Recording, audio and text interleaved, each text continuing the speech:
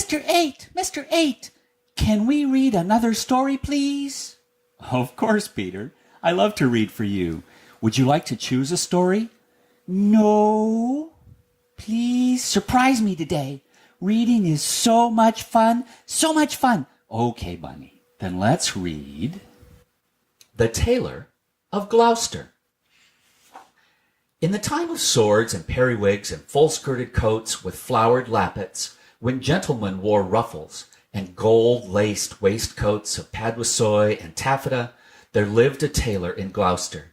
He sat in the window of a little shop in Westgate Street, cross-legged on a table from morning till dark. All day long, while the light lasted, he sewed and snippeted, piecing out his satin and pompadour and lute string. Stuffs had strange names, and were very expensive in the days of the Tailor of Gloucester. But although he sewed fine silk for his neighbors, he himself was very, very poor.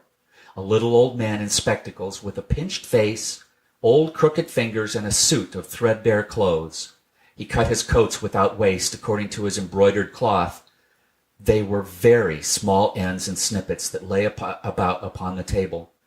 2 narrow breadths for naught, except waistcoats for mice, said the tailor.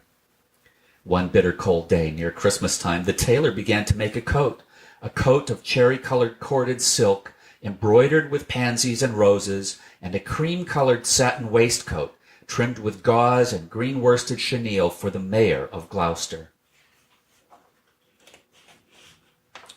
The tailor worked and worked, and he talked to himself. He measured the silk and turned it round and trimmed it into shape with his shears. The table was all littered with cherry-colored snippets.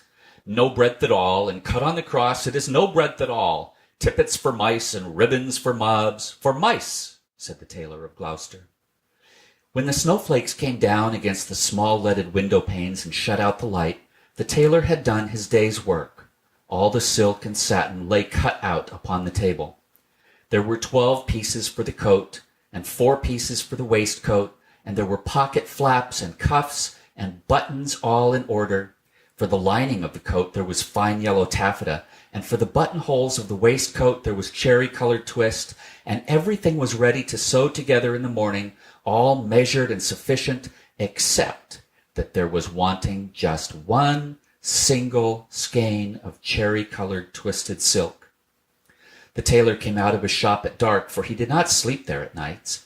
He fastened the window and locked the door and took away the key.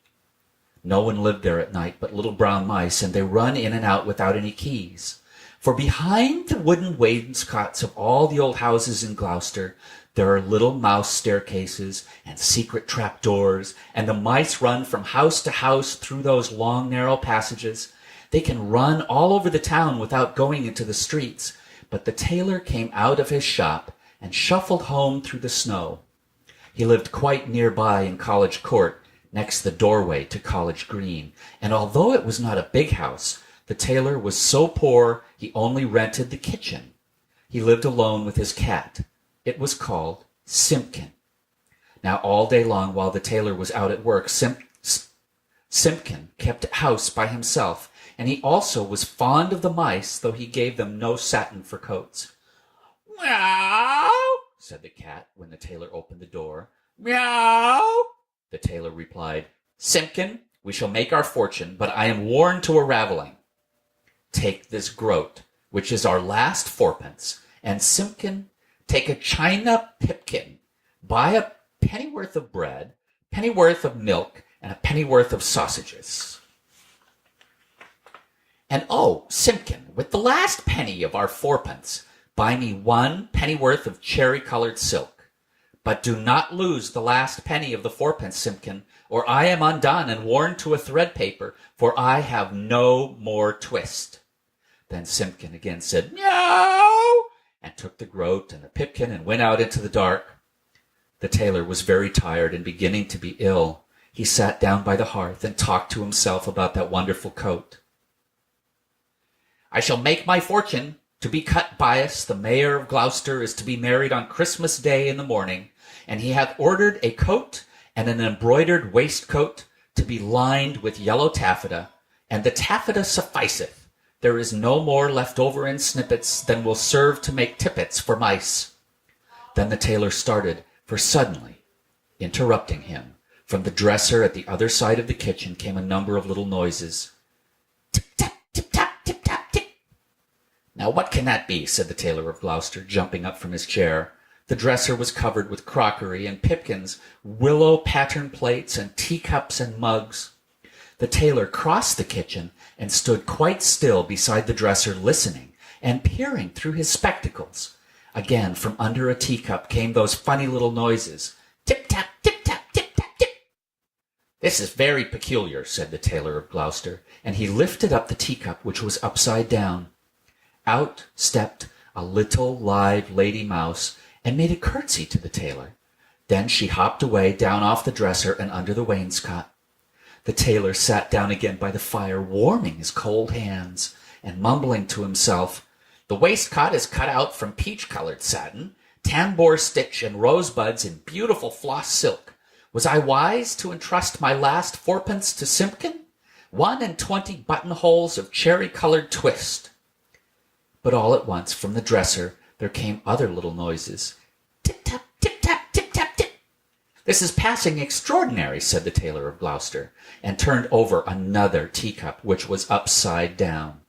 Out stepped a little gentleman mouse and made a bow to the tailor. And then from all over the dresser came a chorus of little tappings, all sounding together and answering one another like watch beetles in an old worm-eaten window shutter. Tip-tap, tip-tap, tip-tap, tip.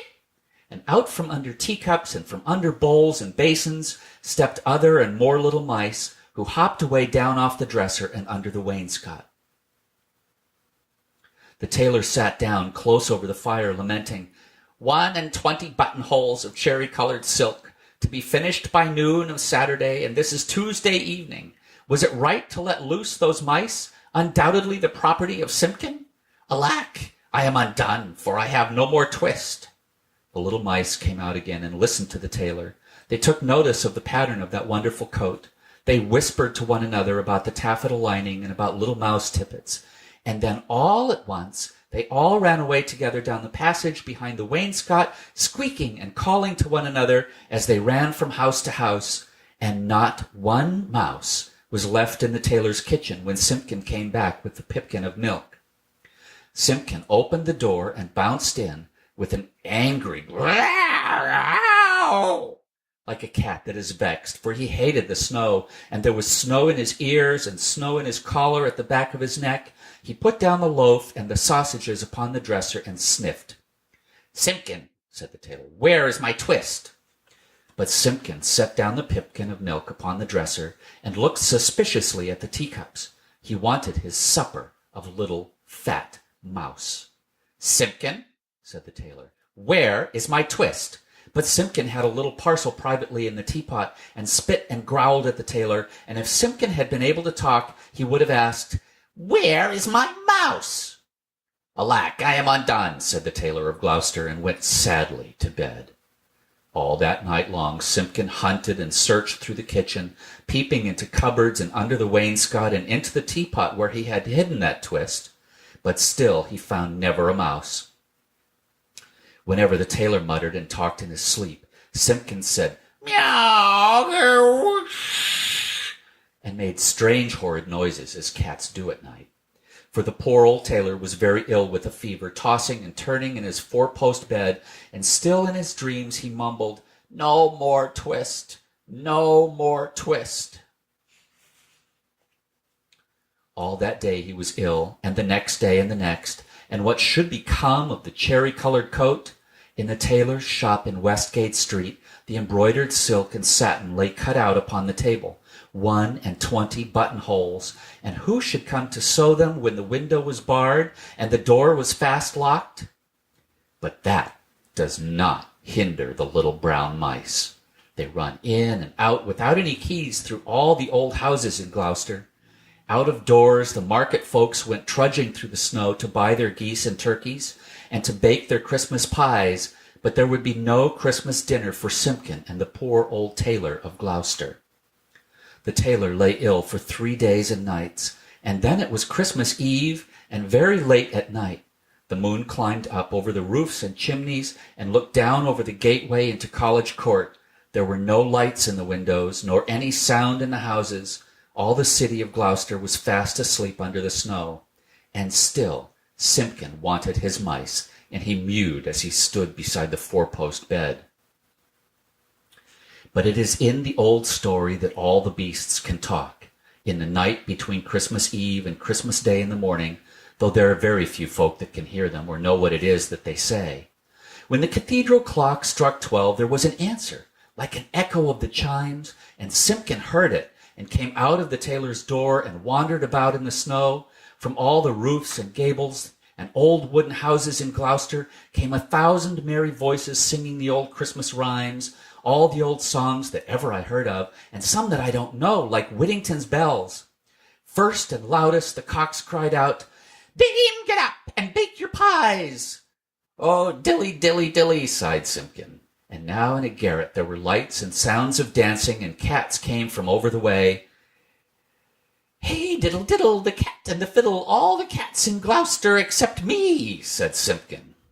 Under the wooden eaves, the starlings and sparrows sang of Christmas pies. The jackdaws woke up in the cathedral tower, and although it was the middle of the night, the throstles and robins sang. The air was quite full of little twittering tunes.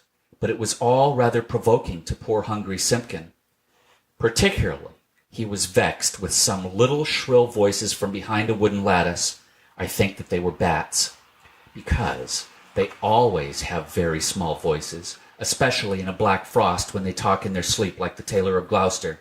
They said something mysterious that sounded like, "Buzz, quoth the blue fly, hum, quoth the bee, buzz and hum they cry, and so do we." And Simpkin went away shaking his ears if he had a bee in his bonnet. From the tailor's shop in Westgate came a glow of light, and when Simpkin crept up to peep in at the window, it was full of candles. There was a snippeting of scissors and snappeting of thread, and little mouse voices sang loudly and gaily, "4 and 20 tailors went to catch a snail. The best man amongst them durst not touch her tail. She put out her horns like a little Kylo cow. Run, tailors, run, or she'll have you all enow." Then without a pause the little mouse voices went on again. Sieve my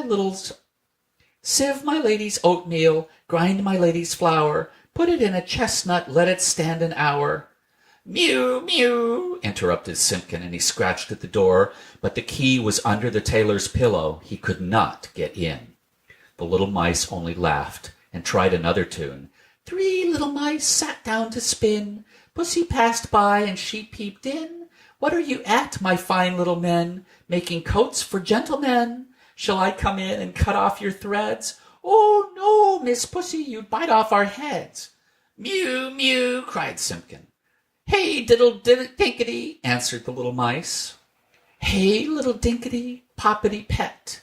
The merchants of London, they wore scarlet, silk in the collar and gold in the hem, so merrily marched the merchant men." They clicked their thimbles to mark the time, but none of the songs pleased Simpkin. He sniffed and mewed at the door of the shop. "And then I bought a pimkin and a popkin, a slipkin and a slopkin, all for 1 farthing.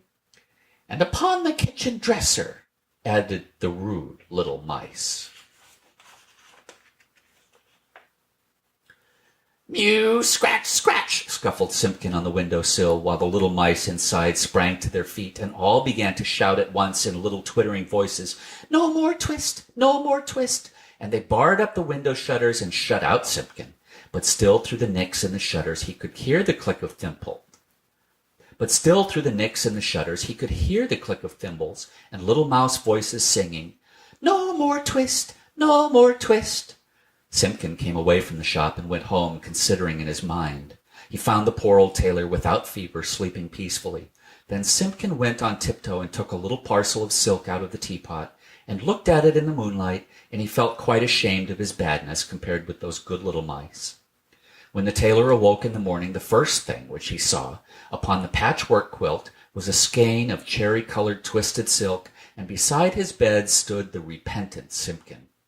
"Alack, I am worn to a ravelling," said the Tailor of Gloucester, "but I have my twist." The sun was shining on the snow when the tailor got up and dressed and came out into the street with Simpkin running before him. The starlings whistled on the chimney stacks, and the throstles and robins sang, but they sang their own little noises, not the words they had sung in the night. "Alack," said the tailor, "I have my twist, but no more strength, nor time, than will serve to make me one single buttonhole. For this is Christmas Day in the morning. The mayor of Gloucester shall be married by noon, and where is his cherry-colored coat?" He unlocked the door of the little shop in Westgate Street, and Simpkin ran in like a cat that expects something. But there was no one there, not even one little brown mouse. The boards were swept and clean. The little ends of thread and the little silk snippets were all tidied away and gone from off the floor. But upon the table, oh joy! The tailor gave a shout. There where he had left plain cuttings of silk, there lay the most beautifulest coat and embroidered satin waistcoat that ever were worn by a mayor of Gloucester. There were roses and pansies upon the facings of the coat, and the waistcoat was worked with poppies and cornflowers. Everything was finished except just one single cherry-colored buttonhole, and where that buttonhole was wanting, there was pinned a scrap of paper with these words in little, teeny, weeny writing: "No more twist." And from then began the luck of the Tailor of Gloucester. He grew quite stout, and he grew quite rich. He made the most wonderful waistcoats for all the rich merchants of Gloucester, and for all the fine gentlemen of the country round. Never were seen such ruffles, or such embroidered cuffs and lappets, but his buttonholes were the greatest triumph of it all. The stitches of those buttonholes were so neat, I wonder how they could be stitched by an old man in spectacles, with crooked old fingers and a tailor's thimble. The stitches of those buttonholes were so small, they looked as if they had been made by little mice. The end.